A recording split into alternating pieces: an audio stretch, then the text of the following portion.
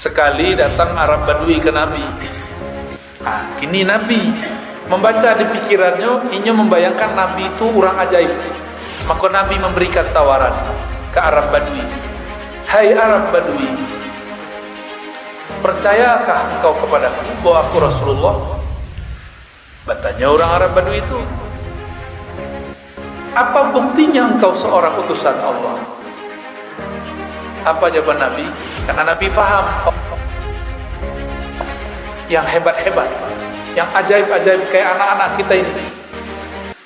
Kata Nabi SAW, wahai Badui, kamu saksikanlah aku panggil pohon di seberang sana, dia akan menyeberangi, memanggilmu, menyamaimu, hadir di depan kita.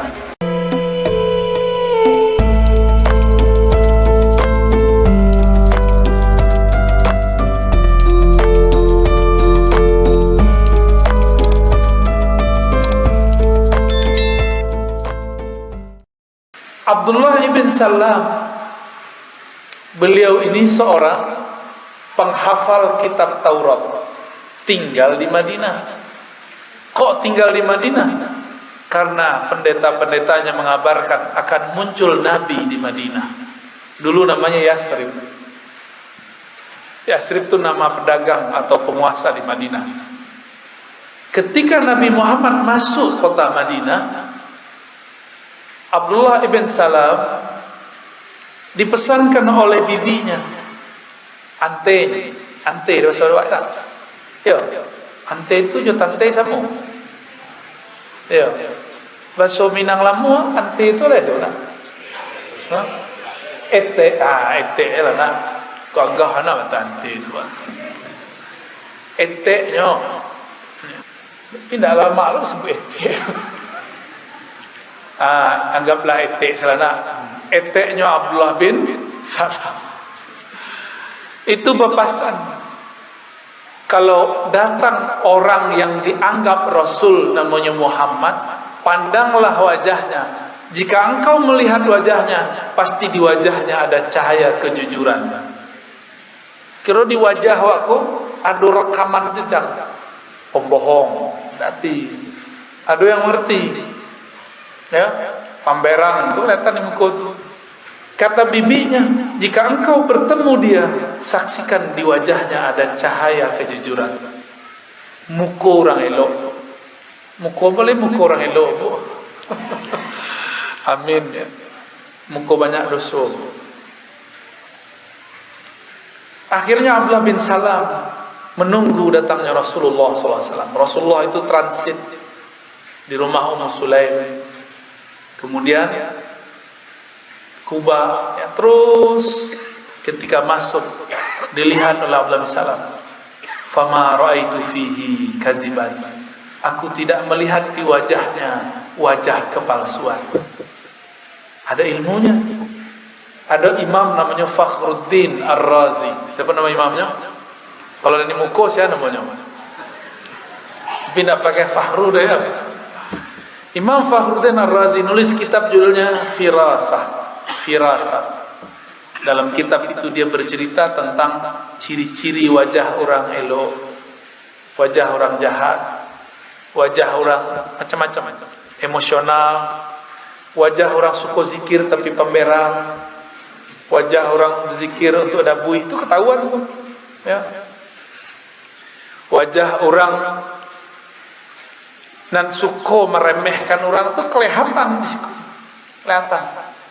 Semua yang kita terjemahkan dalam pikiran itu membayang dan dimengerti oleh ahlinya. Ambo sikit-sikit lebih salah. Jadi hati-hati Bapak Ibu, tidak usah suruh-suruhan di mukamu. Nampak deh Pak. Ada nampolos aja.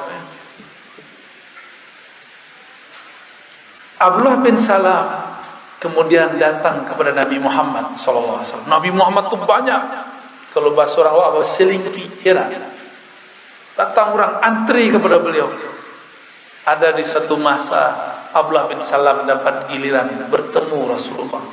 Abdullah itu punya ayah Salam. Salam itu pemimpin Yahudi. Hafal kitab Taurat. Lalu Abdullah bin Salam mengatakan, wahai Rasulullah, terimalah persaksianku, tiada yang berhak disembah kecuali Allah. Engkau adalah Rasulullah sallallahu alaihi wasallam. Jadi Abdullah bin Salam itu tidak perlu nguji-nguji Nabi, cukup memandang wajah Rasul langsung percaya. Cuma ada orang kan suka mau uji. Ada yang mujinya juga pertanyaan, ada yang mujinya dengan keajaiban. Sekali datang Arab Badui ke Nabi. Kini Nabi membaca di pikirannya, ia membayangkan Nabi itu orang ajaib. Maka Nabi memberikan tawaran ke Arab Badui. Hai Arab Badui, percayakah engkau kepadaku bahwa aku Rasulullah? Bertanya orang Arab Badui itu, apa buktinya engkau seorang utusan Allah? Apa jawaban Nabi? Karena Nabi faham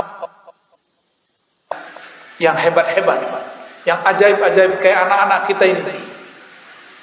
Kata Nabi SAW, wahai Badui, kamu saksikanlah aku panggil pohon di seberang sana, dia akan menyeberangi, memanggilmu, menyamaimu, hadir di depan kita. Kata Arab Badui, boleh, coba aja gitu. Akhirnya Nabi kemudian memanggil pohon di sudut kampung, dan itu berjalan sampai ke depannya. Coba bayangkan, pohon jalan-jalan, itu bayang. Dalam film ya. Nah, kan adik-adik kok semangat kalau cerita model itu. Orang Arab Badui badannya kadang akanya kita.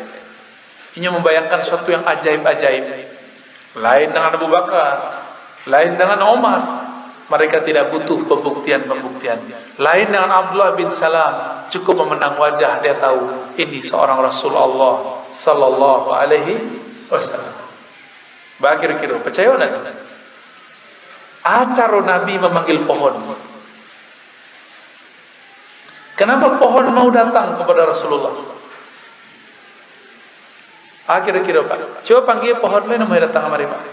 Coba panggil, ada pohon ada. Panggil, lain namanya. Enggak. Yang mau dipanggil itu anak dipanggil ayah, ya enggak? Dipanggilnya udah ayah, lain mau datang. Saya mau. Apa? Atif. Namanya rancak Atif. Tif gitu ya. Datang enggak? Dipanggil jo namo atau jo bukan namo? Nah, itulah ilmunya Nabi. Nabi itu mengenal nama-nama. Jadi pohon itu ada ruh di dalamnya. Namanya ruh nabatiyah. Ada namanya dan Nabi memanggil namanya makanya datang. Kalau kita tahu namanya pohon rambutan, itu kan awak bagi nama, ndak namanya tu. Awak nama dia, nama. Tadi MC kita mempersilakan nama, disebut namanya Ar-Razi Hashim, makanya mau nanya kata.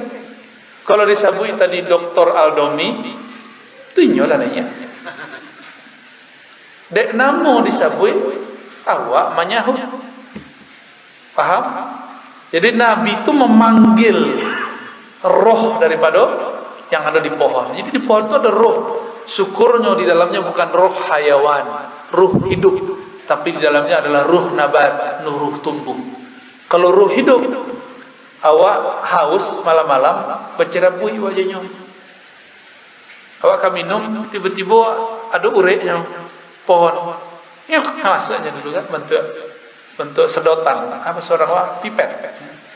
Ya, kami datang ke Pulau Jawa, pipet segala waduh. Ya, tu Bu Yaswi itu jadi pipet. Sobok. Tidak punya ruh hayawan, ruh yang hidup, cuma punya ruh tumbuh. Makanya pohon-pohon tidak berebut dengan kita, kecuali jika dipanggil. Di akhir zaman, pohon-pohon itu berkalam, wahai umat Muhammad, di sini ada orang kafir. Jo awak paham tuh. Tidak usah jauh-jauh. Allah mengatakan sabbaha lillahi ma fis samawati wal ard. Wa in min syai' illa yusabbih bayatnya bihamdi rabb. Ya. Tidaklah ada sesuatu kecuali bertasbih kepada Allah. Bertasbih apapun yang di langit, apapun yang di bumi. Lai tahu tasbihnya. Kalau belum bisa faham tasbihnya tumbuhan, nanti kalau masuk itu datang tumbuhan-tumbuhan itu berteriak, tapi kita tidak faham-faham. Itu ilmunya Nabi, diturunkan di akhir zaman nanti insyaallah, ya, tidak lama lagi. Nabi Muhammad SAW dalam perjalanan beliau berdakwah, sesekali terjadi beliau masuk ke satu kampung. Di kampung itu ada hewan-hewan datang ke Nabi sujud. Dilihat oleh sahabat. Apa kata mereka? Ya Rasulullah, izinkan kami sujud kepada Engkau. Lalu mereka sujud. Nabi kemudian angkat kepala mereka. Tidak boleh manusia sujud kepada manusia, kecuali kalaupun diizinkan pasangan kepada pasangannya, tapi tidak diizinkan. Apa alasan mereka tadi? Wahai Rasulullah, hewan pun sujud kepada Engkau, kami malu, kami hendak sujud juga kepada Engkau. Kata Nabi, tidak boleh. Ya. Jadi hewan tahu. Dan kami suka dengan kisah yang berikut ini. Pasti ada yang suka. Ketika Jabir jalan-jalan dengan Nabi di satu pohon, tiba-tiba pohon itu menunduk, lalu menyapa Nabi, ya Nabi, salam alaik. Maka sekarang jadi syair kan?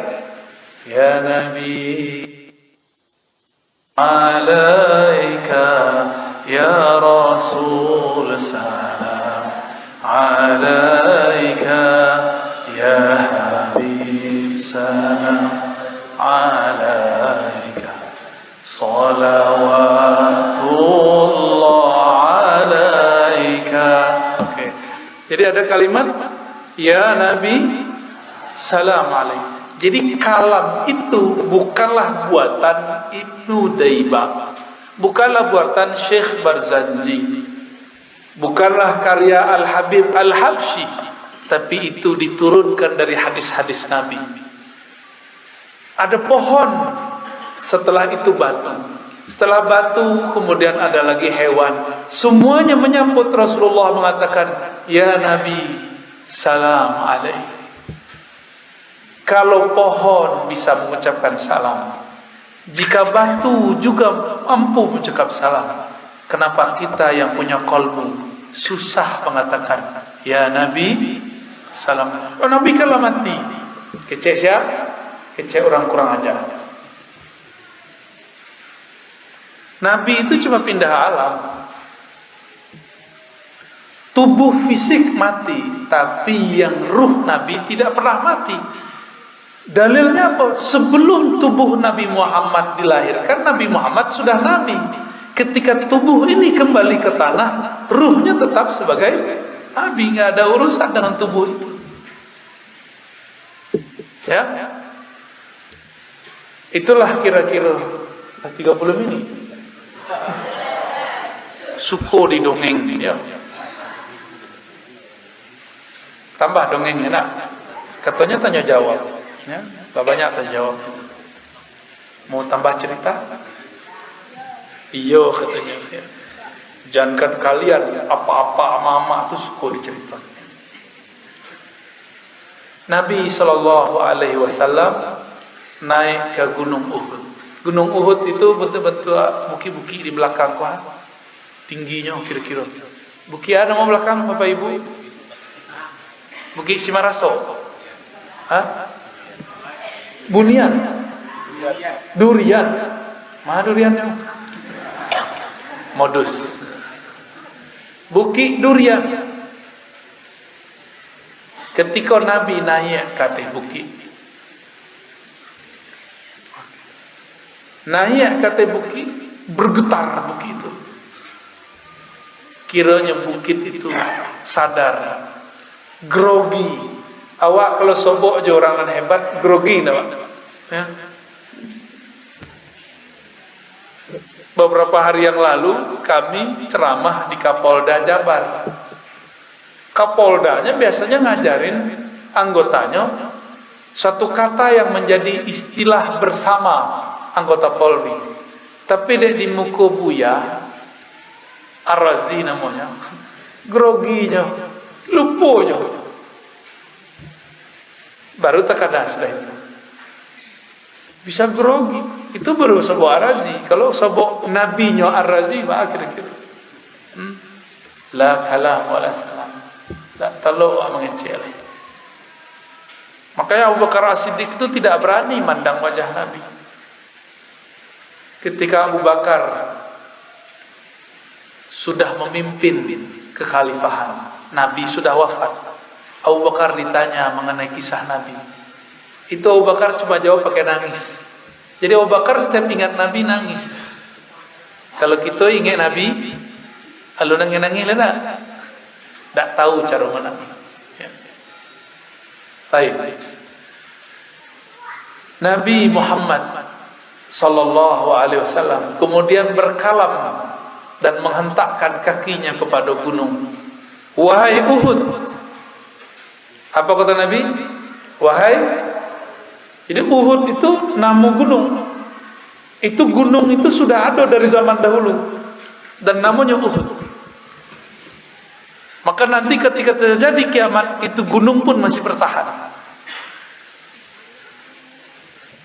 Tapi gunung Bukit Durian lah hilang. Tak ada lagi. So durian kawan nama namu. Bukan Allah nama nama. Lalu Nabi mengatakan, wahai Uhud, diamlah kamu, tenanglah kamu, jangan grogi. Di atasmu ada seorang Rasulullah, seorang Siddiq, dan orang yang syahid. Kiranya Nabi jalan jauh, Abu Bakar, Umar. Ya, di riwayat tertentu disebutkan Utsman. Jadi Nabi sedang mengabarkan cara mati daripada sahabat. Sahabat Umar masih hidup nggak waktu itu? Apa kata Nabi? Wahai gunung, janganlah kamu bergetar. Di atasmu seorang Nabi, Siddiq yaitu Abu Bakar, dan syahid yaitu Umar. Umar mati syahid nggak? Ya, ditusuk dan mati. Jadi Nabi kayak mengabarkan Umar akan mati syahid. Jadi Nabi dikabarkan Allah SWT. Nabi itu kalau mencari awak, takbir kita ke depan dan masa lalu kita ke belakang, itu langsung Allah perlihatkan kepada Nabi Muhammad sallallahu alaihi wasallam. Apa kata beliau? Uridat ilayya al-anbiya. Para nabi ditunjukkan wajahnya kepadaku. Tiba-tiba aku melihat Adam, melihat Nuh, Ibrahim, Musa, Isa. Bahkan Jibril diperlihatkan malaikat-malaikat ke beliau. Tapi kelompok yang tidak kenal Nabi mengatakan Nabi Muhammad tidak tahu yang gaib. Berdasarkan satu riwayat bahwa Nabi dipuji-puji oleh para pendendang salawat di masa Rasulullah, perempuan-perempuan. Apa kata mereka? Sungguh beruntung kami, fina nabiyyun ya'lamu ma fil ghad. Beruntunglah kami punya Nabi yang mengetahui masa depan. Berarti sahabat itu mengerti Nabi diberitahu masa depan. Nabi tidak terima. Nabi tidak mau disebut mengerti masa depan. Karena pengetahuan beliau tentang itu bukanlah pengetahuan pribadi, tapi diberitahu oleh Allah Subhanahu. Tahu dia tahu. Tahu dia. Kira-kira pengetahuan awak itu diberitahu Allah atau kita mendapat surat? Diberitahu. Maka pantas enggak merasa ilmu ini milik kita? Kan enggak pantas. Nah, jadi kira-kira itulah kalau Nabi langsunglah bukit Uhud itu, gunung Uhud diam. Jadi Nabi bisa ngomong dengan batu faham. Tapi kok ada namanya Abu Lahab, Abu Jahal enggak faham-faham. Ya. Berarti kalau ada manusia tidak mengerti Rasulullah, berarti dia lebih apa? Lebih keras dari batu. Lebih bandel, ya. Lebih mada daripada kambiang. Ulaika kal an'am bal hum adal. Itu bahasa Qur'annya, bahasa awaknya lebih mada daripada kambing. Kambing binatang ternak bukan? Ya, kambing diseret mau. Anjing kalau dilatih jadi anjing buru. Tapi kalau jiwa kolbu tidak dilatih, kolbu akan menjadi berabu-abu.